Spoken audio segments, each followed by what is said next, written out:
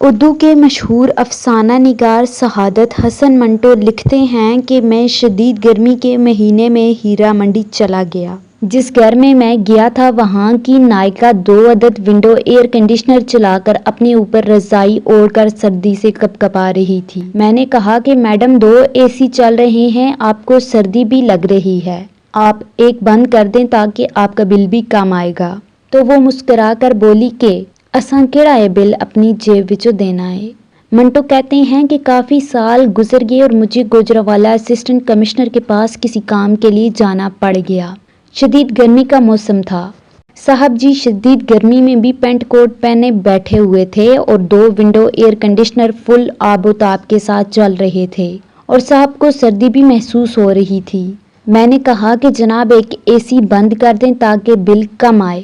تو صاحب بہادر بولے اساں کیڑا اے بل اپنی جیب وچوں دینا ہے۔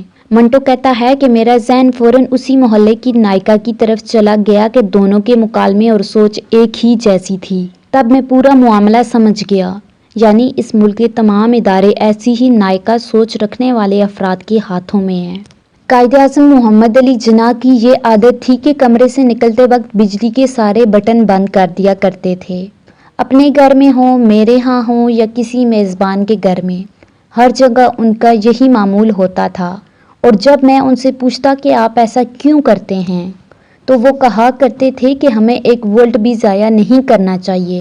میں ان سے آخری بار 31 اگست سن 1947 کو گورنر جنرل ہاؤس میں ملا تھا۔ ہم کمرے سے نکلے تو وہ مجھے سیڑھیوں تک چھوڑنے آئے اور کمرے سے نکلتے وقت انہوں نے حسب عادت خود ہی تمام سوئچ آف کیے۔ میں نے ان سے کہا جناب آپ گورنر جنرل ہیں اور یہ سرکاری قیام گاہ ہے، اس میں روشنیاں جلتی رہنی چاہیے۔ قائد نے جواب دیا کہ یہ سرکاری قیام گاہ ہے، اس لیے تو میں اور بھی محتاط ہوں۔ یہ میرا اور تمہارا پیسہ نہیں ہے، یہ سرکاری خزانے کا پیسہ ہے اور میں اس پیسے کا امین ہوں۔